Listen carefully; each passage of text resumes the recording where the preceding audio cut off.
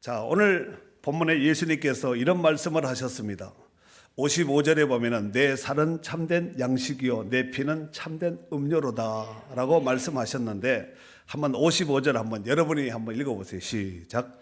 내 살은 참된 양식이요 내 피는 참된 음료로다. 아멘. 자, 그렇다면은 왜 예수님께서 이 말씀을 하셨을까요? 이는 참되지 못한 양식이 있고 참되지 못한 음료가 있기 때문에 아마 예수님께서 그와 같이 말씀하지 않으셨겠나 생각이 됩니다. 우리가 이제 오늘 본문은 이제 53절서부터 55절인데 그 앞에 이제 앞단락에 보면은 예수님께서 베세다 광야에서 오병이어를 가지고 떡 5개와 물고기 2마리를 가지고 5,000명이 먹고 12바구니를 거두게 하는 이 기적이 앞부분에 내용이 기록이 되어 있습니다. 이는 예수님만이 참된 생명이요 또 참된 구원자요 또 참된 음료요 또 참된 영생자임을 떡을 통하여서 오병이어 광야의 베세다 광야에서 그 오병이어를 통하여서 내가 하늘로부터 내려온 참된 생명의 떡이라는 것을 보여주기 위해서 이 기적을 행하셨거든요. 하지만 그 떡을 먹은 사람들의 반응은 예수님의 의도와는 전혀 달랐습니다. 떡을 먹은 사람들은 예수님을 통하여서 먹고 사는 문제, 즉 이 의식주 내지는 이 인생고의 이 문제를 예수님을 가까이 하고 예수님을 왕을 삼으면은 우리가 이 문제만은 최소한 해결할 수 있겠다, 이런 얕은 생각으로 예수님을 붙잡아서 강제로 왕을 임금을 삼게 해서 또 다른 모의를 꾸미고 있었습니다. 이 사실을 눈치챈 예수님은 그 자리를 소리 없이 싹 피하십니다. 문제는 그 다음 날 그 장소에 더 많은 사람들이 예수님의 오병이어 기적을 행하였던 그 장소에 또 나타났습니다.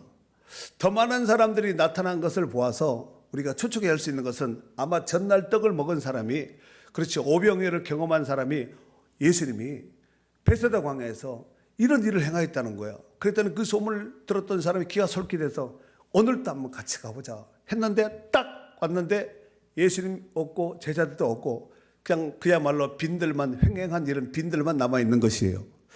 그래서 사람들이 그렇게 생각을 하죠. 예수님이 어디 갔을까? 제자들이 어디 갔을까? 요 행적에 대해서 이제 추측하며 추적을 합니다. 그리고 배를 타고 건너편 가버나움으로 갑니다. 그런데 그것에 딱 도착하니까 예수님과 제자들과 많은 사람들이 모여 있는 거예요. 그들이 얼마나 반가웠겠습니까? 그리고 그 무리가 예수님을 만나서 이런 말을 합니다. 예수님, 우리가 예수님을 찾았는데 언제 여기 오셨습니까?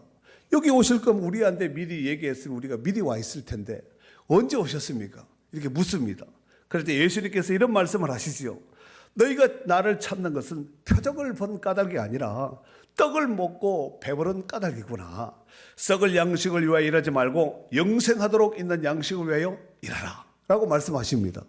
그럴 때 무리들이 이렇게 또 대답을 하죠. 그러면은 어떻게 해서 우리가 그 일을 할 수가 있습니까? 하나님은 일을 할 수 있겠습니까? 그랬더니 예수님께서 하나님께서 보내신 일을 믿는 것이 하나님의 일이다. 하나님께서 보내신 일, 즉 나를 믿으라는 얘기거든요. 그랬더니 사람들이 예수님께 다시 묻습니다. 그러면 우리가 당신을 믿도록 행하는 표적이, 기적이 무엇입니까? 표적과 기적이 있어야 되지 않겠습니까? 그러면서 우리 조상들, 출애굽 여정시에 우리 조상들은 광야에서 만나를 먹었습니다.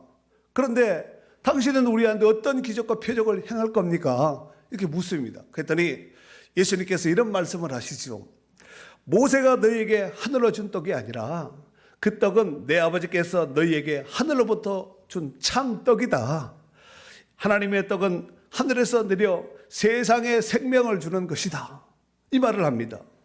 그랬더니 이 말을 들었던 유대인들이 정말로 그런 떡이 있으면 나한테도 좀 주세요. 이렇게 답변을 하죠. 그랬더니 예수님께서 내가 바로 생명의 떡이다. 내게 오는 자는 결코 줄이지 아니할 터요 나를 믿는 자는 영원히 목마르지 아니하리라. 이 말을 합니다. 그랬더니 이게 뭐지? 사람들이 그러지 않겠습니까? 예수님이 아니 구약의 이스라엘 백성들이 모세를 통하여서 또 출애굽 여정 시에 먹었던 40년 동안 먹었던 그 만나 그 기사를 유대인들이 모를 리가 없잖아요. 그 기사는 잘 아는데 그 떡의 실체는 내 아버지께서 보냈고 또 내가 보낸 것인데 유대인들의 관점에서는 육신의 생각에 꽉 차 있는 유대인들의 관점에서는 뭐 하늘 아버지까지는 이해하겠지만 내가 보냈다, 예수님이 보냈다, 뭐지? 이렇게 생각할 수 있거든요. 그러면서 예수님을 향해서 제자들을 향해서 비아냥거리기 시작했습니다. 아니 자기가 무슨 생명의 떡이라고, 자기가 무슨 만난가? 이러면서 예수님의 말한 것에 대해서 서로 간에 비아냥거리고 수군거리고 쑥덕거리기 시작했습니다. 그러면서 이런 말을 하죠. 아니 우리가 아는 나사렛 출신이고 요셉의 아들 예수 목수의 아들 예수인데 우리가 그 부모도 알고 그 형제도 아는데 어찌 지가 하늘에서부터 내려온 생명의 떡이라고 말을 하느냐? 말도 되지 않는다 하면서 더 큰 소리로 수군거렸습니다. 이에 예수님께서 이런 말씀을 하시죠. 너희 조상들은 광야에서 만나를 먹었어도 죽지 않았느냐? 하지만 나는 하늘로부터 내려온 생명의 떡이니 나를 먹는 자는 영생하리라 그랬습니다.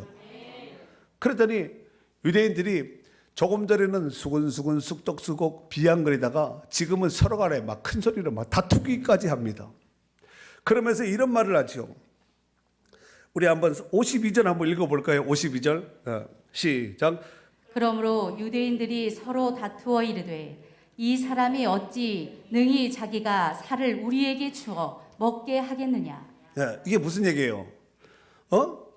이 사람이 어찌 능히 자기 살을 우리에게 주어 먹게 하겠느냐? 이게 식인종인가? 이게 뭐 사람 뜯어먹고 삶아먹고 뜯어먹자는 얘기인가? 뭐 피도 먹고 살도 뜯어먹는 이게 짐승처럼 사람을 뜯어먹으라는 얘기인가? 이렇게 생각을 한 것이지요. 여러분, 이에 오늘 본문 메인 본문이에요. 53절 이하에 보면은 이런 말씀을 하시죠. 인자의 살을 먹지 아니하고 인자의 피를 마시지 아니하면 너희 속에 생명이 없는 자다. 너희 속에 생명은 없다. 그러나 누구든지 내 살을 먹고 내 피를 마시는 자는 영생을 가졌고 마지막 날에 내가 그를 다시 살리리니 내 살은 참된 양식이요 내 피는 참된 음료로다 그랬습니다. 여러분 저 이렇게 아멘을 해야 되거든요. 이것들이 못 알아듣는 거예요. 내 살을 먹고 내 피를 마시는 자는 내 안에 가고 나도 그 안에 거한다. 내 살과 내 피는 너희 조상들이 광야에서 먹었던 만나는 비교도 되지 않는 비교 불가의 바로 영생하는 생명의 양식이다. 이런 말을 했습니다. 히브리어에서 살과 피는 분리시킬 수 없는 사람의 전인을 말합니다. 그러니까 살과 피라는 것은 생명 그 자체라는 거예요. 피와 살을 어떻게 물론 짜면은 할 수 있겠지만 살아있는 사람은 피와 살을 어떻게 분리할 수 있겠어요? 그러니까 피와 살이 같이 얘기되었을 때는 살아있는 그 자체 전인적인 사람을 얘기한다는 말씀입니다. 그러므로 인자의 살과 피를 먹고 마신다는 얘기는 예수 그리스도를 온전히 영접하고 받아들인다는 것을 말하는 거예요. 바로 그가 영생을 누리게 될 자인 줄 믿습니다. 그들의 반응이 야 도대체 못 알아듣겠다. 너는 알아듣겠냐? 나도 몰라. 너는 아냐? 나도 몰라. 헷갈리네 하고 사람들이 아리송해지는 거죠. 예수님과 서로 대화를 하면서 서로 주파수가 안 맞아요. 여러분 주파수 안 맞는 어떤 라디오나 어떤 뭐 TV 같은 거 주파수가 안 맞으면 이게 지금 막 미국 방송을 하는지 북한 방송을 하는지 중국 방송을 하는지 한국 방송 막 샤라샤라 막 이상해. 지금은 그렇지 않지만 우리 어렸을 때는 주파수 안 맞는 라디오 TV가 많았습니다. 지금 그런 TV나 라디오 보면 큰일 나겠죠. 그래서 모인 무리 가운데 특별히 우리 성경에서는 제자들 가운데 그 말을 알아듣지 못하니까 무리 가운데 제자들이 일부 많은 사람들이 예수님을 떠나갔다고 성경에서 이렇게 말씀하고 있는데 그 사실을 한번 확인하도록 하겠습니다. 자, 66절 한번 읽어보세요. 그때부터 그의 제자 중에서 많은 사람이 떠나가고 다시 그와 함께 다니지 아니하더라. 아멘. 그때부터 그의 제자 중에서 누구 중에서? 제자들 중에서 많은 사람이 떠나가고 다시 그와 함께 다니지 아니했다 그랬습니다.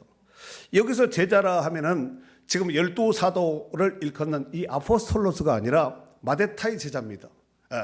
그러니까 아포스톨로스는 예수님께서 직접 불러서 세운 12명, 이게 수가 변하지 않습니다. 마데타이는 70문도가 될 수가 있고 120문도가 될 수 있고 그때의 제자 수가 3천이나 더라, 이런 마데타이 제자가 될 수 있다는 것이죠. 그러니까 이런 것은 이제 원문을 좀 봐야 되는데, 우리 성경으로 보면 예수님의 12제자들 중에 일부 떠났다는 얘기가 성경을 볼 때 이런 오해가 될 수가 있기 때문에 제가 말씀을 드렸습니다.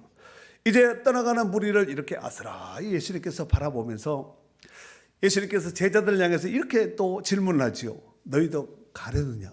너희도 갈 거냐? 이래 물었더니 그때 제자들 가운데, 사도들 가운데 베드로가 100점에 100만 불짜리 대답을 합니다. 67절에서 69절에 보면은 예수님과 제자의 대화가 나와 있는데, 예수께서 12제자에게 이르시되, 떠나가는 무리들을, 제자들을 바라보면서 이제 12제자를 향해서 이제 묻는 거예요. 너희도 가겠느냐? 이렇게 물었더니 시몬 베드로가 뭐라고 대답을 하냐면은, 주여, 영생의 말씀이 주께 있사오니 우리가 누구에로 가오리까? 우리가 주는 하나님의 거룩하신 자인 줄 믿고 알았사옵나이다 그럽니다. 아니, 내가 영생의 말씀이 여기 있는데 우리가 누구한테 갑니까? 우리 못 갑니다. 지금 이 대답을 한 거거든요. 예수님이 이 말씀을 들었을 때 아마 엄청나게 떠나가는 무리를 보면서 서운했겠지만, 그 베드로가 답변했던 이 말을 듣고 아마 속이 아마 시원했을 것 같아요. 그러지 않았겠습니까? 그리고 이제 시간이 흐른 뒤에 예수님을 따르는 유대인들이 다시 모입니다. 그리고 예수님은 그때 진리에 대해서 말을 하죠. 진리를 알지니 너희가 진리가 너희를 자유롭게 하리라. 진리를 알면은 진리가 너희를 자유롭게 하리라, 이 말을 했더니 유대인들이, 아니 우리가 남의 종살이 한 적이 없는데 우리가 종인가? 무슨 자유롭게 한다는 말을 하시냐? 이렇게 서로가 얼마나 또 수군거리는 거예요. 유대인들의 그 주특기는 수군수군 숙독하다가 나중에 다퉈요. 그런데 이 말을 들었던 예수님께서 지금 이 하신 의도는, 진리를 알지니 진리가 너희를 자유롭게 하라, 이 말씀을 하신 그 이유는 유대인들이 지금 생각하고 있는 처럼 남의 종살이하고 지금 속국에 있고 이 얘기를 하는 것이 아니거든요. 그리고 역사적으로 볼 때 이스라엘은 종살이 한 적이 있습니다. 애굽에서 1, 20년, 100년이 아니라 430년 동안 종살이 했잖아요. 그래요, 안 그래요? 바벨론에서 70년 동안 종살이 했잖아요. 그잖아요. 그리고 그 위에 로마 시대 가운데 로마의 지배를 받았잖아요. 그리고 또 역사 가운데 그냥 나라가 없어졌다가 2차 세계대전 해방되었을 때 약소국의 해방 가운데 그때 또 해방되고 독립에 대해서 나라가 새롭게 세워진 나라가 아니에요. 그러니까 과거에도 있었고 이 말한 이후에도 이런 포로된정, 종살이의 노예가 아니라 나라 자체가 없어졌다는 이런 역사가 있었다는 거예요. 예수님이 지금 유대인들이 말하는 지금 그 말을 하려는 것이 아니라, 죄의 종살이로 매여서 살아가는 이 고달픈 인생들에게, 소망 없는 인생들에게 영원한 자유와 해방을 주기 위해서 지금 이 말씀을 하신 거예요. 하지만 유대인들은 전혀 깨닫지 못합니다. 근데 예수님이 안타까워 자꾸 말씀하시거든요. 심지어 요한복음 8장 51절 이하에 보면은 예수님께서 이런 말씀을 합니다. 어찌하여 내 말을 깨닫지 못하느냐?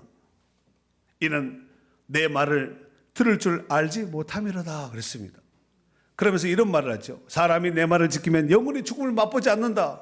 그런데 유대인들이 뭐라 하면은 저 귀신 들렸다 그래요.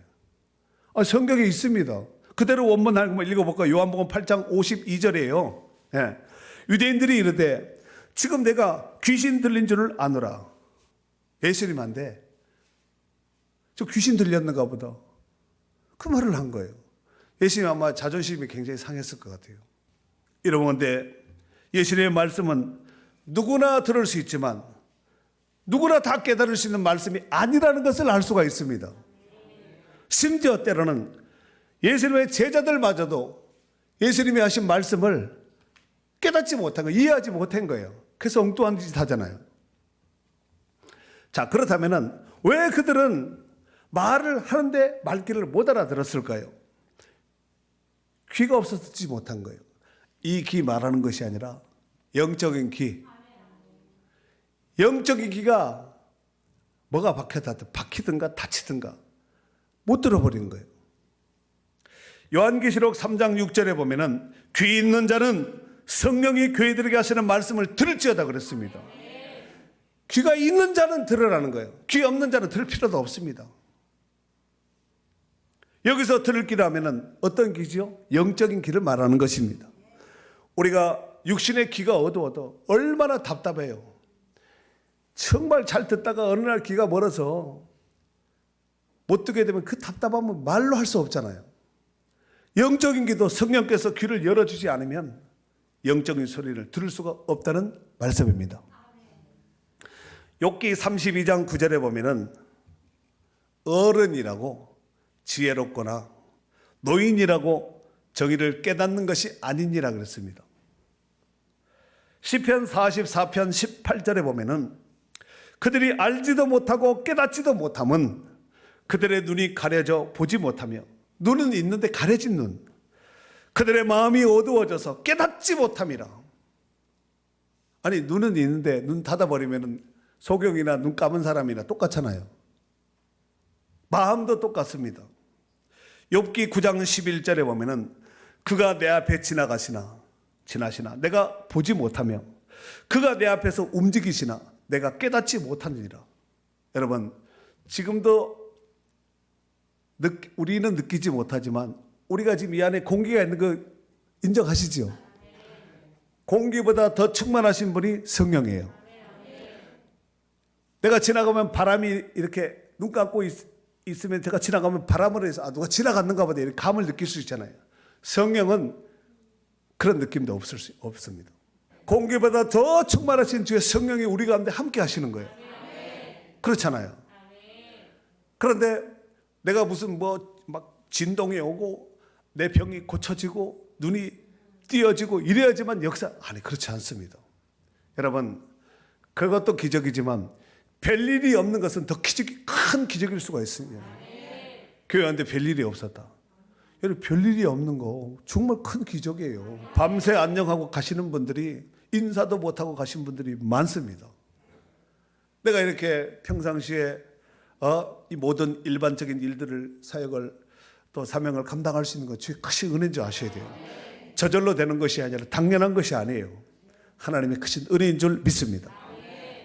하나님이 우리 앞에 일하셔도 우리는 못 봐요. 하나님이 지나가셔도 우리는 못 봐요. 느낌도 없습니다. 그러나 하나님은 지금도 일하고 계시는 거예요. 말씀을 듣는 우리 가운데 역사하시고 예배 가운데 함께 하시는 줄 믿습니다. 시편 49편 20절 말씀에 보면은 종기 하나 깨닫지 못하는 사람은 멸망하는 짐승 같도다 그랬어요. 사람인데 아무리 얘기해도 못 알아듣는 거예요. 마태복음 16장 5절 이하의 말씀에 보면은 예수님께서 제자들에게 이런 말씀을 하십니다. 삼가 바리새인과 사두개인의 누룩을 주의해라, 조심해라, 이 말을 하거든요. 그랬더니 제자들이 오병이어 기적 때 양식을 못 준비했고, 비슷한 사례로 칠병이어의 기적 때도 양식을 못 준비한 거예요. 그래서 마태복음 16장 5절에 보면 이런 말씀이 있습니다. 제자들이 건너편으로 갈새 뭘 잊었어요? 이 떡을 준비해야 되는데 또 깜빡한 거야. 이 제자들도 거의 우리 급인 것 같아요. 잘 잃어버리고 실수 잘하고. 그러니까 예수님께서 구할의 6절에 보면은 바리새인과 삼가 바리새인과 사두개인의 누룩을 주의하라, 조심해라 그러거든요. 그랬더니 제자들이 서로 간에 난리 난 거예요. 야, 떡도 안 가져왔네. 너 챙겼어. 또 안 가져온 거야. 예수님께서 이 상황을 아시고 믿음이 작은 자들아 어찌하여 덕이 없으므로 서로 논의하느냐. 너희가 아직도 깨닫지 못하느냐. 참 예수님이 답답했을 거예요. 그러면서 이제 전에 있었던 사례 2건을 얘기합니다. 첫 번째, 떡 5개로 5,000명을 먹이고 죽은 것이 몇 바구니며, 떡 7개로 4,000명을 먹이고 죽은 것이 몇 광줄인지 기억하지 못하느냐. 그거 생각이 안 나냐. 어찌 내가 말한 것이 지금 떡에 대한 것을 말한 것이 아닌 줄 왜 깨닫지 못하느냐. 오직 바리새인과 사두개인의 누룩을 주의하라 그럽니다. 그랬더니 12절, 그제서야 제자들이 떡의 누룩이 아니요 바리새인과 사두개인의 교훈을 삼가라고 말씀한 줄을 깨달은 거예요. 사랑하는 성도 여러분, 오늘날 바리새인과 사두개인의 누룩과 같은 교훈을 조심해야 됩니다. 지금도 그렇다는 거예요.